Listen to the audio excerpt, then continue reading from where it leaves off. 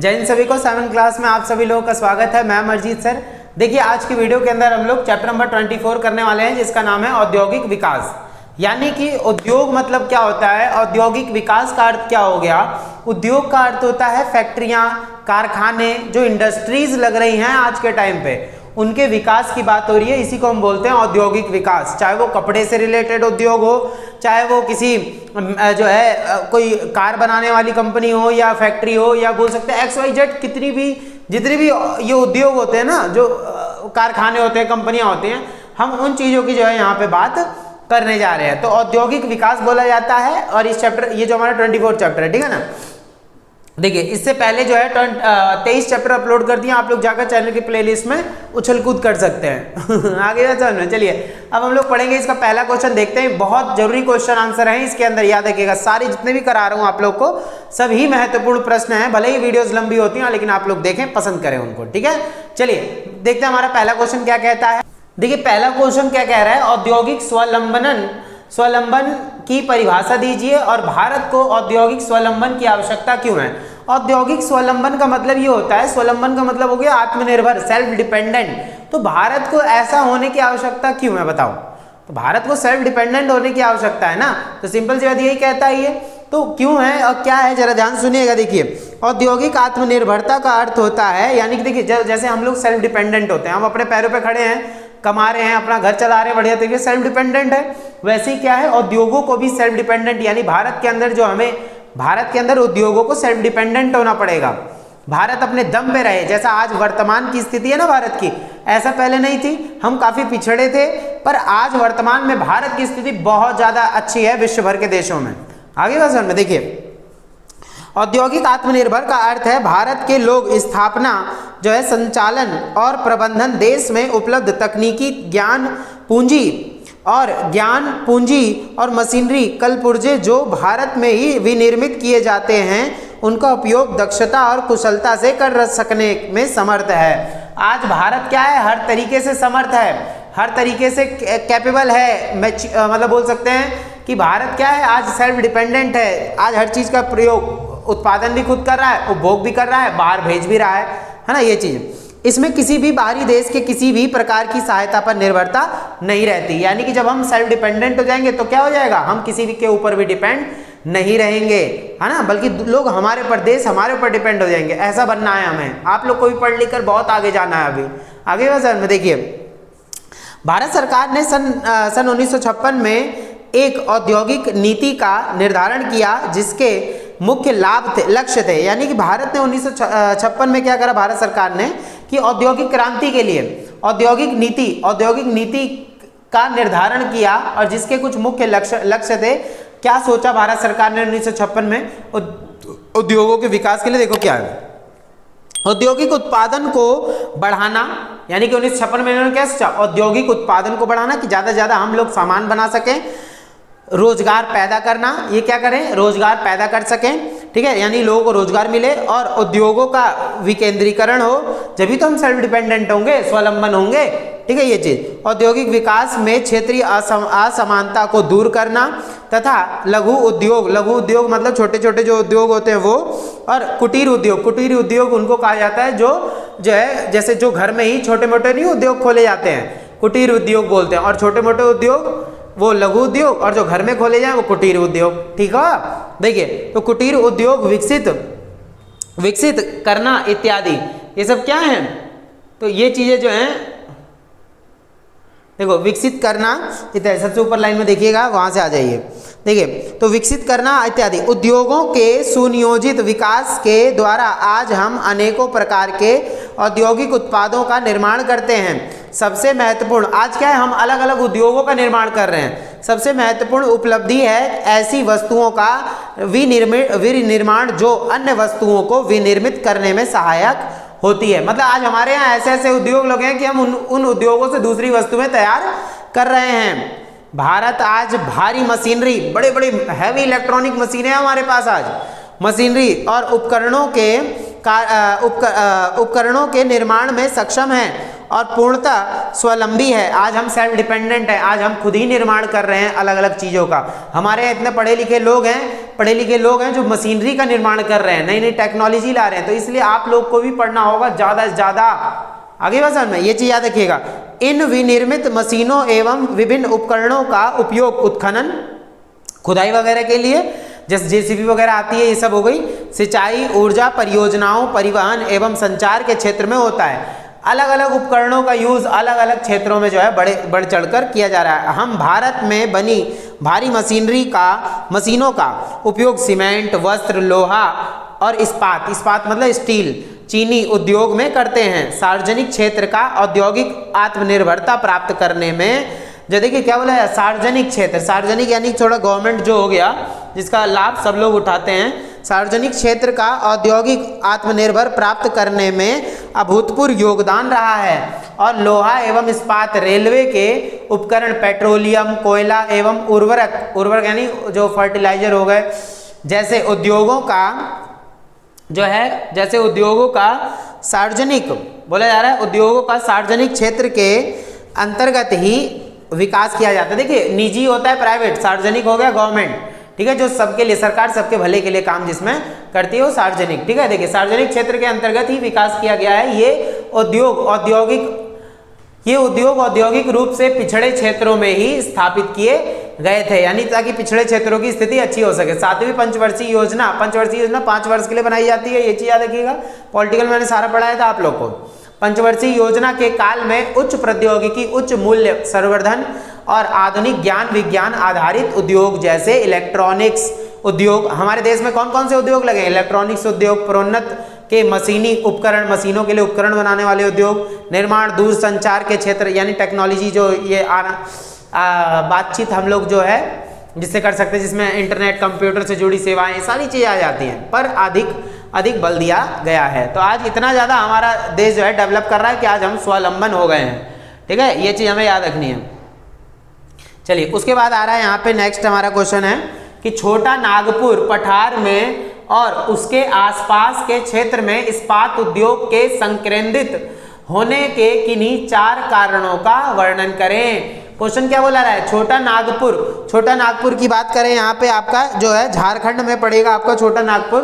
तो छोटा नागपुर पठार में और उनके आसपास के क्षेत्र में इस्पात उद्योग के संकेंद्रित, यानी कि जो नागपुर है, छोटा नागपुर है, उसके आसपास इतने ज्यादा इस्पात उद्योग क्यों लग रहे हैं, होने के किन्हीं 4 कारणों का वर्णन। तो छोटे नागपुर के आसपास जो है इतना सारा, यानी झारखंड में जो है तो उसके आसपास इतना ज्यादा जो है क्यों इस्पात उद्योग लग रहा है वो बताना है। छोटा नागपुर पठार में और उसके आसपास के क्षेत्र में इस्पात उद्योग के संकेंद्रित होने के 4 कारण है। पहला, इस प्रदेश में अच्छे किस्म का कोयला, झारिया तथा बोकारो जगह है, ये झारिया तथा बोकारो आदि क्षेत्र में, झारिया भी आपका झारखंड में, बोकारो भी वहीं पड़ेगा झारखंड में, ठीक है। तो वो चीज याद रखें, बोकारो आदि क्षेत्र में मिलता है, यानी क्या, कोयला वगैरह। तो लौह अयस्क भी इसी क्षेत्र में मिलता है। तो यही झारिया, बोकारो, छोटा नागपुर, इन जगहों पे, झारखंड में जो है इन जगहों पर ही आपको क्या मिल जाता है, लौह अयस्क, कच्चा लोहा वगैरह, ये सब भारी मात्रा में कोयला वगैरह मिल जाता है। दूसरा कारण, यह एक भारी उद्योग है जिसका कच्चा माल लौह अयस्क इसी क्षेत्र में मिलता है, यानी कि इन्हीं क्षेत्रों में काफी कच्चा माल मिल जाता है। देखिए इस्पात, लोहा, ये चीजें क्या है, ये धातु ऐसे हैं जिनका प्रयोग ज्यादा से ज्यादा किया जा रहा है आज पूरे भारतवर्ष में, है ना, तो इसका यूज भी ज्यादा है। तो वैसे ही देखो अन्य पदार्थ जैसे मैग्नीज, चूना पत्थर आदि के यहाँ विपुल भंडार है, यहाँ बहुत सारा ये सब भी मिलता है, हमें बहुत ज़्यादा भारी मात्रा में ये सब हमें देखने को मिल जाता है, ठीक है, इन्हीं के भारी भंडार मिलेंगे देखने को। चौथा देखिए, दामोदर घाटी परियोजना से जल तथा जल विद्युत प्राप्त हो जाती है। यहीं पे क्या है, दामोदर घाटी परियोजना क्या है ये, तो यहाँ की जो नदी वगैरह होती है इनसे क्या प्राप्त हो जा रहा है, तो इन नदियों से जो है बिजली पैदा कर ली जाती है, डैम बना के वहाँ पंखे लगा देते हैं, पंखे से ही क्या होता है, वो घूमता है, तो ऐसी बिजली पैदा होती है ये चीज़। सस्ते श्रमिक भी आसपास की घनी जनसंख्या के क्षेत्र में मिल जाते हैं, आपको सस्ते श्रमिक भी मिल जाएंगे, काम भी अच्छा हो जाएगा ये चीज़। इस क्षेत्र से सभी महत्वपूर्ण रेल मार्ग जाते हैं, यानी कि झारखंड से होते हुए बहुत सारे रेल मार्ग जाते हैं, और यह सड़क मार्ग से भी क्षेत्रों से जुड़ा हुआ है, सड़क के से भी जुड़ा हुआ है, रेल मार्ग से भी जुड़ा हुआ, ठीक है। समीप ही कोलकाता बंदरगाह है पश्चिम बंगाल में, ठीक है, समीप ही है उसके कोलकाता बंदरगाह। तो ये चीज हमें याद रखना, इसलिए बोला जा रहा है, क्वेश्चन ये था कि इसलिए बोला जा रहा है कि छोटा नागपुर पठार में और उसके आसपास, यानी यही बोकारो वगैरह और या पश्चिम बंगाल की बात हो रही है यहाँ पे, तो उसके आसपास इस्पात उद्योग के संक्रेदित होने के, यानी इस्पात उद्योग कितना ज़्यादा वहाँ क्यों लगा हुआ, तो वहाँ लोहे की खदानें हैं, बोल सकते हैं यहाँ कच्चा लोहा मिलता है, इस्पात वगैरह हो गया, कोयला हो गया, ये सब बहुत ज़्यादा भारी मात्रा में मिल जाता है। ठीक है, चलिए अब आ जाता है यहाँ पे एक क्वेश्चन बहुत ही इंपॉर्टेंट रहेगा, कृषि आधारित उद्योग और खनिज आधारित उद्योग के बीच। देखिए एक होता है कृषि से रिलेटेड उद्योग और एक होता है खनिज से रिलेटेड उद्योग। ठीक है, देखिए तो कृषि आधारित उद्योग खनिज आधारित उद्योग में अंतर बताना है, जरा अंतर देखते हैं। देखिए कृषि आधारित उद्योग का क्या मतलब है, यहाँ पे ध्यान से सुनिएगा। देखिए कृषि आधारित उद्योग मतलब क्या हो गया, जिसमें आपका रेशम जो है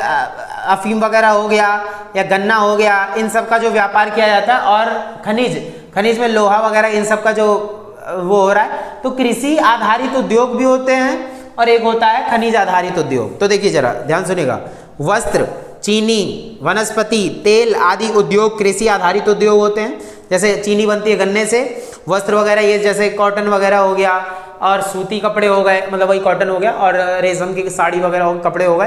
तो ये सब चीज़ें जो है किससे बन रही हैं, तो ये कृषि आधारित उद्योग है। वो उद्योग में तो बनेगा, कंपनियां उनकी भी होंगी, पर वो कृषि पर डिपेंड होंगी, पर ये खनिज पर डिपेंड है।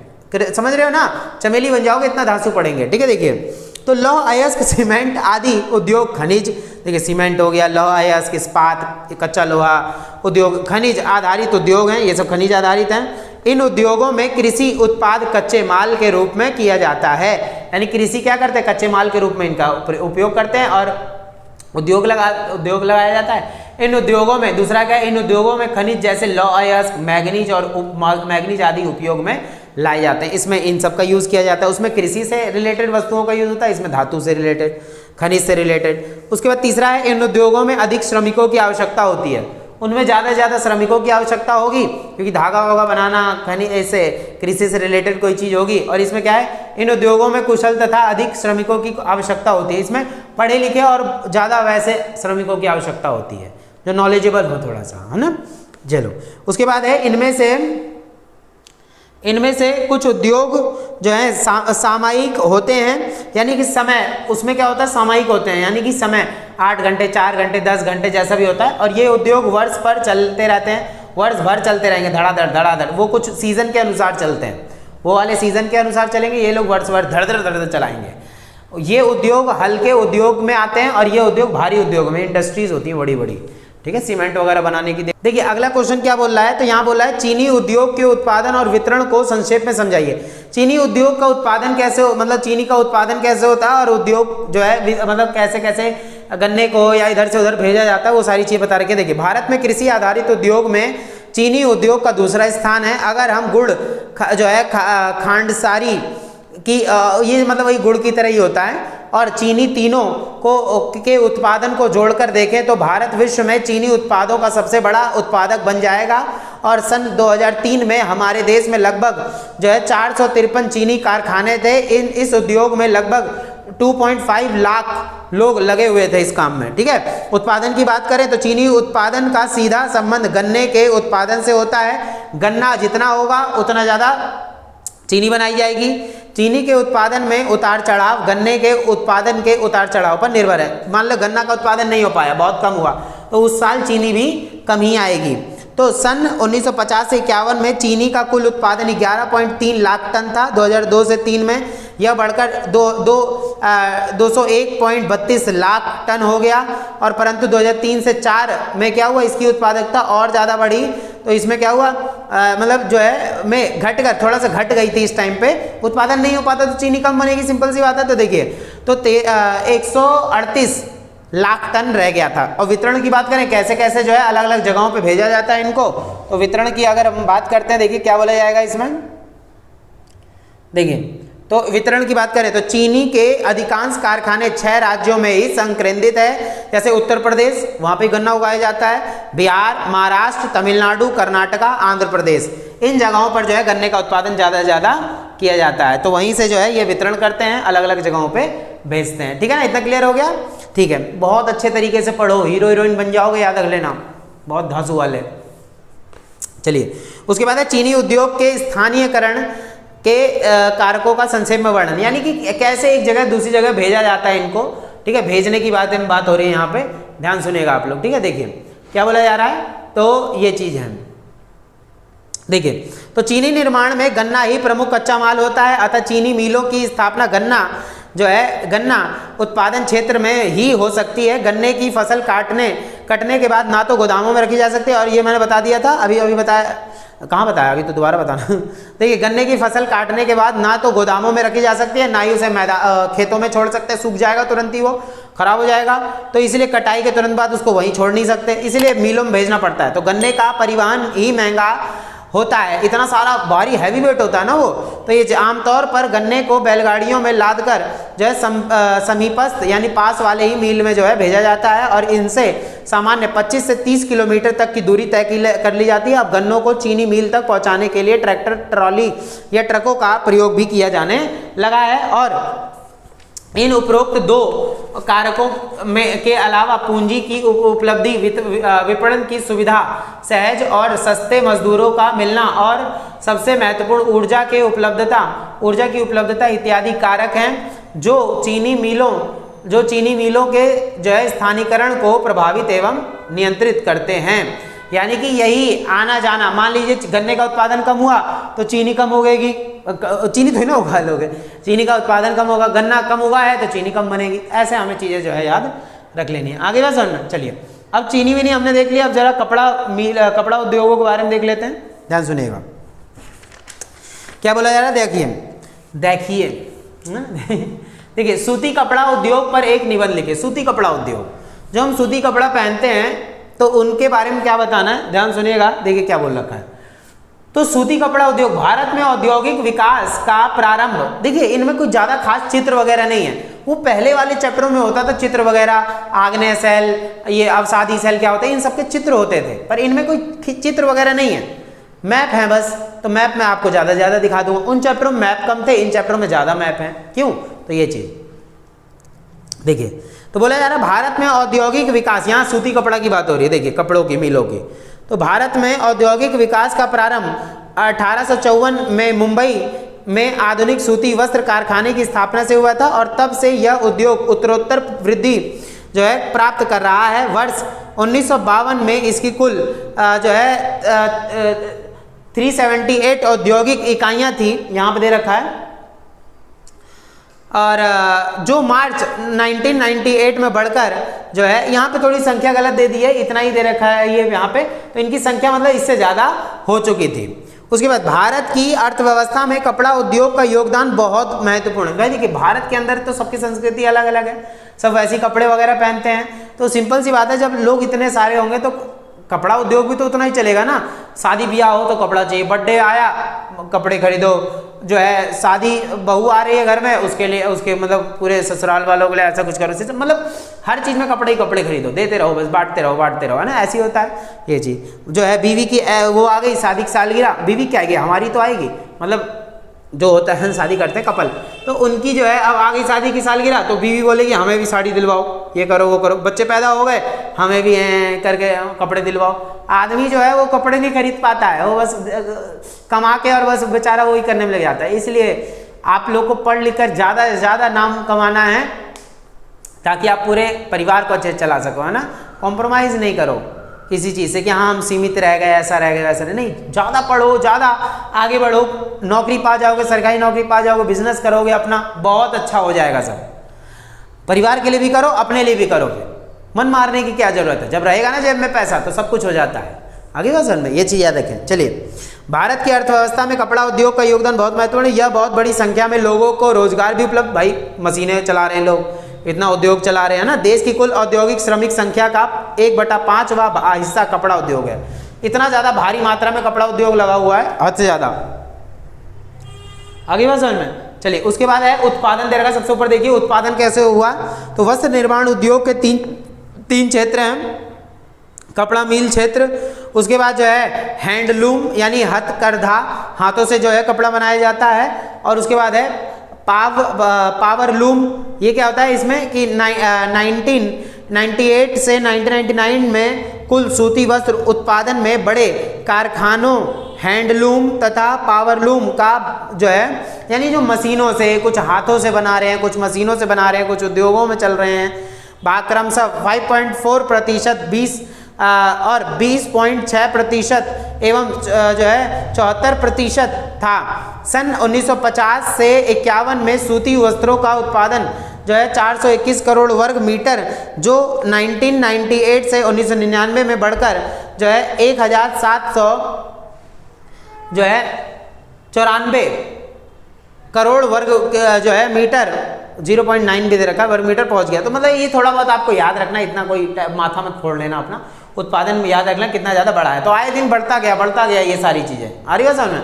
उसके बाद सूती धागे एवं कृत्रिम धागों पर आधारित वस्त्र उद्योग, सूती धागे, कृत्रिम धागे जो कुछ ऐसे होते हैं, नायलॉन के कपड़े वगैरह, इन सब की बात भी हो रही है। दोनों प्रकार के धागों में निर्मित कपड़े की प्रति व्यक्ति उपलब्धता ये बता रहे कि 1960 से 61 में केवल 15 मीटर थी, वहीं जैसे समय आगे बढ़ा तो 28 मीटर हो गई, और जैसे जैसे और समय आगे बढ़ा तो 2.6 अरब डॉलर की विदेशी मुद्रा अर्जित की जाने लगी। यानी भारत के अंदर ज़्यादा से ज़्यादा कपड़ा उद्योग का निर्माण होता चला गया। वितरण की बात करें तो वितरण में क्या होगा, वितरण में क्या है, सूती वस्त्र। देखो ये क्वेश्चन क्या है, बस मैं आपको पढ़ा दे रहा हूँ, थोड़ा सुन लेना है, क्लियर बस मन में रखना, रटने की जरूरत नहीं है, क्योंकि इतना ज़्यादा माथापेची करने की जरूरत नहीं है, ऐसे क्वेश्चन कोई ज़्यादा खासा आते नहीं हैं। आगे बस समझ में देखिए, सूती वस्त्र उद्योग हमारे देश के सभी भागों में फैला हुआ है। सूती वस्त्र उद्योग पूरे भारत में फैला हुआ है।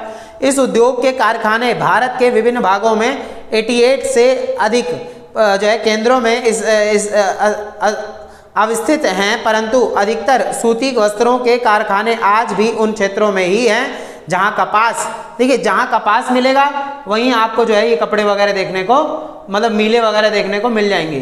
तो ये चीज़ बोला जा रहा है।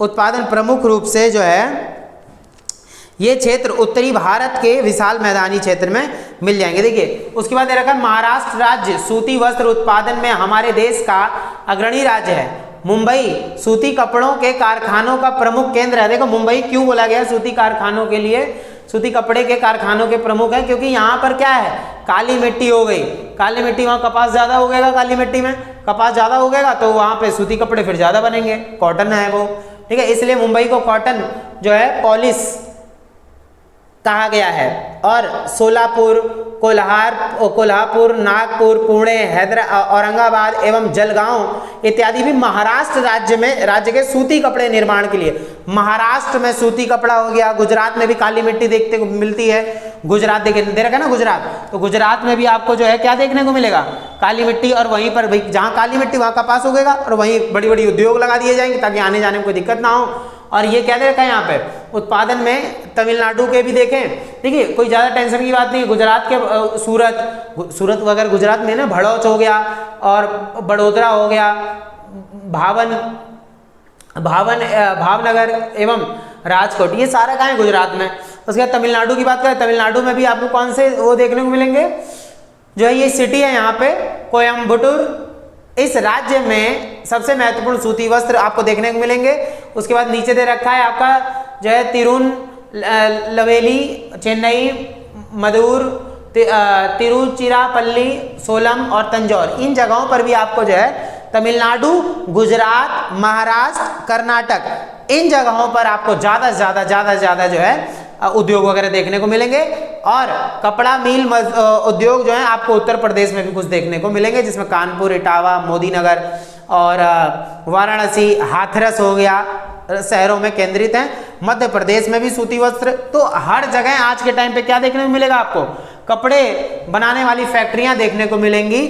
और पश्चिम बंगाल में भी दे रखा है, तो बस मेन नाम याद रखना, जो है महाराष्ट्र, गुजरात, मध्य प्रदेश, पश्चिम बंगाल, उत्तर प्रदेश और आपका जो है तमिलनाडु, कर्नाटका, और इधर से जो है जैसे इसके अलावा राजस्थान, पंजाब, हरियाणा और आंध्र प्रदेश सूती वस्त्र उत्पादन में बहुत ज़्यादा इनका योगदान है। क्लियर हो गया ना, ये ऐसी चीज़ें आपको याद रखनी है, तभी तो मजा आएगा जिंदगी में। आगे समझ में, चलिए उसके बाद आ रहा है पेट्रो रसायन, ये भी एक उद्योग होता है। जैसे हमने पहले पढ़ा था लोहे वगैरह के बारे में, फिर उसके बाद हमने कपड़ा उद्योगों के बारे में पढ़ा। अब पेट्रो रसायन उद्योग क्या होता है, बस शॉर्ट फॉर्म में समझाऊं इसको, तो अभी पूरा पढ़ के बताऊंगा। पेट्रो रसायन उद्योग क्या होता है, ये प्लास्टिक बनाने वाली जो है कंपनियां होती हैं। जो कंपनियां प्लास्टिक बना रही हैं उसको पेट्रो रसायन उद्योग क्या है ये बता दिया मैंने।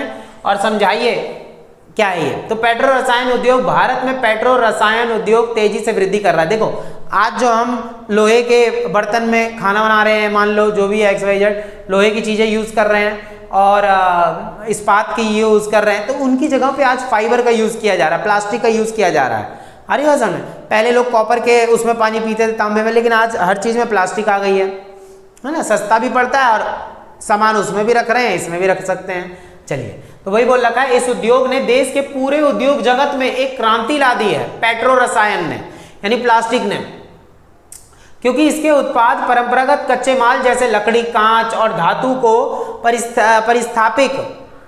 प्रतिस्थापित करने में अधिक रास्ते जो सस्ते और उपयोगी पाए जाते हैं। लोगों की विभिन्न आवश्यकताओं की पूर्ति करने वाले इस पेट्रो रसायन के उत्पाद लोगों को सस्ते दामों पर उपलब्ध है। आज देखिए प्लास्टिक इतना ज़्यादा सस्ता हो गया है, लोहे वगैरह तो सस्ता ही है ना, तो वो चीज़ है, पर हाँ लोहा लोहा होता है, प्लास्टिक प्लास्टिक होता है, ये चीज़ याद रखिएगा, ठीक है। बाकी यहाँ प्लास्टिक ने आज बहुत ज़्यादा क्षेत्र पर कब्जा कर लिया है। प्राकृतिक गैस से प्राप्त किया जाता है। हम पेट्रो रसायन से निर्मित विभिन्न वस्तुओं का प्रयोग सुबह से शाम तक करते हैं। हर चीज़ हम जो है क्या कर रहे हैं, आज हम क्या कर रहे हैं, ज़्यादा से ज़्यादा आज हम पानी भी पी रहे हैं, तो क्या कर रहे हैं हम, इसमें प्लास्टिक का यूज़ है। पहले कॉपर का यूज़ किया जाता था, आज क्या है, प्लास्टिक का यूज़ कर रहे हैं, ये चीज़ें। उसके बाद क्या दे रखा है यहाँ पे, टूथब्रश, टूथपेस्ट, उसकी जो वो होती है ना, कंघी हो गया, बालों में लगाने वाले हेयर पिन प्लास्टिक के हो रहे हैं, साबुन रखने के लिए डिब्बे जो होते हैं वो भी प्लास्टिक के हो रहे हैं, है ना। आप लोग सब हीरोइन बन जाओगे, ऐसा पढ़ेंगे हम, मजा आ जाएगा। प्लास्टिक मग, सब कुछ सिंथेटिक वगैरह, सब कुछ आज किस चीज़ से बन रहा है, प्लास्टिक है, पेट्रो रसायन से। प्लास्टिक में सिर्फ यही प्लास्टिक नहीं, प्लास्टिक के और भी तत्व आते हैं, वो सारी चीज़। तो भारत पेट्रो रसायन ने बड़ोदरा गुजरात में के समीप एक वृहद पेट्रोकेमिकल जो है कॉम्प्लेक्स को स्थापित किया है, और जिससे क्या विभिन्न प्रकार के जो है अलग अलग चीज़ें बनाई जा रही है। तो ये आपको याद रखना, बड़ोदरा के अलावा गुजरात राज्य में गांधार हजीरा केंद्र भी स्थापित हो, और उसमें महाराष्ट्र के नागथोन केंद्र में पेट्रो रसायन उद्योग स्थापित है। भारत पेट्रो रसायन पदार्थों के निर्माण में पूर्णतः आत्मनिर्भर है। आगे भाषण में तो ये हम लोग आज सेल्फ डिपेंडेंट है, इसी को स्वावलंबन बोला जाता है। इतना क्लियर है। चलो उसके बाद क्या दे रखा है, नेक्स्ट क्वेश्चन हमारा बहुत इंपॉर्टेंट क्वेश्चन करा रहा हूँ, आप लोग को याद रखिएगा। भारत में आर्थिक उदारीकरण का क्या प्रभाव पड़ा है। उदारीकरण का मतलब क्या होता है, देखिए उदारीकरण का अर्थ एक तो सरकारी नियंत्रण में कमी लाना, सरकारी नियंत्रण में कमी लाने का क्या मतलब हो गया, और सरकारी नियंत्रण में कमी लाना। दूसरा उस उदार दृष्टिकोण से है जिसके अंदर बाजार की मौजूदा प्रतिस्पर्धा युक्त शक्तियों के अनुरूप आर्थिक नीतियों में लचीलापन लाना, यानी कि लोग निजी व्यवस्था की तरफ ज़्यादा भाग रहे हैं, यानी कि लोग अपना काम शुरू करना चाह रहे हैं ज़्यादा से ज़्यादा। इससे सरकार की उदार प्रवृत्ति के तहत जो है निजीकरण यानी प्राइवेटाइजेशन को प्रोत्साहित करने का इरादा भी उजागर होता है। यानी कि उदारीकरण लाना, आर्थिक उदारीकरण लाना, इसका मतलब क्या है, ज़्यादा से ज़्यादा जो है प्राइवेट चीज़ों को है ही नहीं ना प्राइवेट चीज़ों को ज़्यादा से ज़्यादा बढ़ावा देना ताकि लोग डेवलप कर सकें, है ना। बाहर जब देखो प्राइवेट जब होगा ना, इससे क्या है, कंपटीशन बढ़ेगा, लोग अपने सामान को ज़्यादा से ज़्यादा आगे बढ़ाने की कोशिश करेंगे, ये चीज़ आएंगी। उसके बाद जो 1952 के पहले के वर्षों में सार्वजनिक क्षेत्रों पर ही निर्भर थे, वे आज निजी संस्थाओं को भी जिम्मेदारी, भागीदारी व अवसर, तो सार्वजनिक जो गवर्नमेंट है और निजी जो प्राइवेट है, तो आज प्राइवेट को ज़्यादा से ज़्यादा सपोर्ट जो है ज़्यादा से ज़्यादा किया जा रहा है। इस उदारीकरण को भारतीय अर्थव्यवस्था तो भारतीय अर्थव्यवस्था क्या दे रखा, कहाँ पहुँच गया, हाँ, भारतीय अर्थव्यवस्था में व्याप्त तमाम कमियों का अचूक रामबाण माना गया है, परंतु लगभग लगातार 15 वर्षों तक इसी उदारीकरण की नीति का अनुसरण करते हुए जो परिणाम उपलब्ध हुए हैं वे इतने अच्छे नहीं हैं, क्योंकि लोग इतना ज़्यादा नहीं हुआ है, क्योंकि धनवान और निर्धन, संपन्न एवं विपन्न के बीच खाई अब बढ़ गई है। यानी अमीर अमीर हैं, गरीब गरीब हैं, ठीक है। तो अमीर क्या है, अपनी स्थिति और अच्छी कर ले रहे हैं, और गरीब बेचारे उनकी स्थिति खराब हो रही है। तो निजीकरण में स्वामित्व का हस्तांतरण सार्वजनिक क्षेत्र से निजी क्षेत्र में निजी संस्थाओं, व्यक्ति समूह के हाथों में आ जाता है। यानी कि क्या है, सिर्फ अगर निजी की बात करें, प्राइवेट की बात करें, तो उसमें सिर्फ पूंजीपति ही भर गए हैं, बड़े बड़े लोग ही भर गए हैं सारे। और देखिए आज भारत के अंदर क्या है, निजीकरण को भी ज़्यादा से ज़्यादा प्रोत्साहन है। अगर आप अपनी कंपनी लगाना चाहें सरकार के नियंत्रण में लेकिन रह के, लाइसेंस लेके हर काम करके लीगल तरीके से आप अपना काम बढ़िया तरीके से कर सकते हैं। सरकार भी आपका इस चीज़ों में साथ देगी। निजीकरण का मुख्य उद्देश्य निजी संसाधनों का लोगों के जो है, लोगों के लिए, देखिए क्या बोल रखा है, लोगों के सामूहिक कल्याण के लिए प्रोत्साहन, लोगों के सामाजिक कल्याण के लिए प्रयोग करना है, सामूहिक कल्याण के लिए। इतना क्लियर है? तो ये लोग जब क्या करेंगे, मतलब निजी को, देखो वहां लिख रखा है ना, निजी का मुख्य उद्देश्य क्या है, निजी संसाधनों का लोगों के सामूहिक कल्याण के लिए जो है प्रयोग करना होता है। इतना क्लियर हो गया? ठीक है, याद रखिएगा। आ जाओ, हाँ ऊपर पहले फ्लोर पे चले जाओ। तो देखिए इसमें क्या लिखा, वर्तमान चरण में वैश्वीकरण का अर्थ, वैश्वीकरण वही होता है जिसमें एक देश दूसरे देश से जुड़ता है, व्यापार के क्षेत्र में अलग अलग चीजों से ना। तो वैश्वीकरण का अर्थ विश्व की विभिन्न अर्थव्यवस्था में एकीकृत संबंधों को बढ़ाने से है। विश्व के विभिन्न देशों के बीच आर्थिक असमानता को, विभिन्न देशों के बीच व्यापार के तहत सामान, व्यक्तियों, सेवाओं, मतलब वैश्वीकरण ने लोगों के रहन सहन, जीवन के, वैश्वीकरण का मतलब क्या होगा, संस्कृति, आर्थिक क्षेत्र में, राजनीतिक क्षेत्र में और हर क्षेत्र में क्या है, आज एक देश दूसरे देश पर क्या है, दोनों एक दूसरे जुड़े हुए हैं। इससे क्या है, वहाँ की संस्कृति हम अपना रहे हैं, हमारी संस्कृति वो। आर्थिक क्षेत्र में क्या है, व्यापार हो गया, एक देश से करें, तो यही सब तो वैश्वीकरण है। तो इन सब से क्या हो रहा है, ज़्यादा से ज़्यादा जो है हम लोग क्या कर रहे हैं, जैसे यहाँ दे रखा है कि क्वेश्चन ये था, भारत में आर्थिक उदारीकरण, उदारीकरण मतलब क्या होगा, इन्हीं सब चीज़ों को क्या कर रहे हैं आज हम, एक देश दूसरे देश से जुड़ के सार्वजनिक क्षेत्र को छोड़कर, मतलब अपना वो चल रहा है, सार्वजनिक क्षेत्र चल रहा है, गवर्नमेंट सेक्टर चलेगा, पर भारत के अंदर निजी क्षेत्र को भी ज़्यादा से ज़्यादा जो है बढ़ावा दिया जा रहा है। इतना क्लियर हो गया? तो ये चीज़ हमें याद रखना, यही होता है आर्थिक उदारीकरण। तो प्रभाव डाला है, आज पूरा का पूरा विश्व ही विपणन का व्यापक केंद्र जैसा लगने लगा है। वैश्वीकरण ने हमारे नैतिक मूल्यों एवं मान्यताओं भी प्रभावित किया है। नैतिक मूल्य यानी सोच पर भी हमारे असर पड़ा है। आज सोच पे कैसे असर पड़ा है कि आज हम पश्चिमी संस्कृति को अपना रहे हैं, भारत में बहुत सारे लोग जो है दूसरी भाषाओं को सीख रहे हैं, तो यही सब तो वैश्वीकरण का असर होता है। वैश्वीकरण ग्लोबलाइजेशन होता है, ठीक है, ये चीज हमें याद रखना, ठीक है। देखिए उसके बाद आ रहा है वस्त्र उद्योग के केंद्र। वस्त्र उद्योग के केंद्रों की बात करें, देखिए वस्त्र, मैंने बताया था पूरे भारत में वस्त्र उद्योग फैला हुआ है ना, हर तरफ इसका जलवा बिखरा हुआ है वस्त्र उद्योग का। तो यहाँ पे दे रखा है सबसे पहले वस्त्र उद्योग के केंद्र में क्या क्या बताना है आपको। देखिए तो हो, ठीक है, देखिए तो इसमें क्या है, अलग अलग जगहों पे देखिए आपको यहाँ पे भी देखने को मिल जाएगा, हिमाचल प्रदेश में भी, और उधर से आपका कुछ उत्तर प्रदेश, कानपुर वगैरह है, ठीक है, मध्य प्रदेश हो गया, और आपका गुजरात तो बहुत ज़्यादा है। गुजरात में देखा होगा कपड़े तो बहुत मिलते हैं, सूरत वगैरह में साड़ियाँ वगैरह वहीं से मंगाई जाती हैं ज़्यादातर, है ना, बहुत अच्छी अच्छी। और जोधपुर, जोधपुर वगैरह ये सारा राजस्थान में हो जाएगा, पटना में भी है, बिहार में भी है, और इधर से आपका पश्चिम बंगाल में भी है, मुर्शिदाबाद वगैरह जो हो गया, ठीक है। उसके बाद देखो जरा, उसके बाद जो है गुजरात हो गया, इधर से आपका वही मैंने बताया मध्य प्रदेश, और इधर से महाराष्ट्र हो गया, ठीक है, आंध्र प्रदेश हो गया, नीचे जो है तमिलनाडु, केरला में है, हाँ ये है थिरुवनंतपुरम में, और जो आपका यहाँ कर्नाटका में भी देखने को मिल जाएगा। गोवा में नहीं है, गोवा तो बिल्कुल छुई मुई जैसा बेचारा, बहुत क्यूट है उड़ीसा में भी आपको कटक में देखने को मिल जाएगा। ये सब हो गया क्या आपका, ये सब क्या है, ये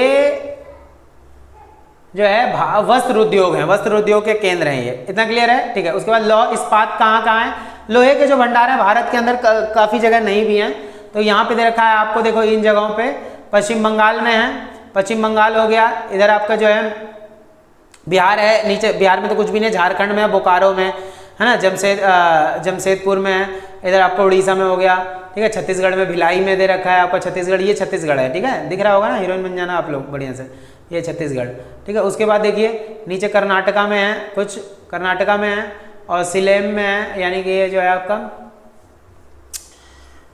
तमिलनाडु वगैरह, ठीक है। चलो तो आई थिंक बढ़िया तरीके से आप लोग को चैप्टर समझ में आया होगा। अगर आ गया हो तो आप लोग चैनल को जो है ना सब्सक्राइब जरूर कर लेना, क्योंकि आने वाली सारी वीडियोस आप लोग को अच्छी अच्छी मिलती रहेंगी, ठीक है। ये हमारे चैप्टर नंबर 24 था। अब हम लोग जो है अगला चैप्टर पढ़ेंगे 25, ठीक है। इससे पहले जितनी वीडियोस अपलोड कर रखे हैं आप लोग जाकर चैनल की प्लेलिस्ट में बिल्कुल बढ़िया तरीके से देखो, आगे बस मजा आ जाएगा। चलिए अब हम मिलेंगे नेक्स्ट चैप्टर के अंदर 25 करेंगे, और अच्छा लगा हो तो वीडियो को लाइक जरूर कर देना आप लोग, ठीक है ना। चलिए मिलते हैं हम लोग नेक्स्ट वीडियो के अंदर, तब तक के लिए जय हिंद जय भारत।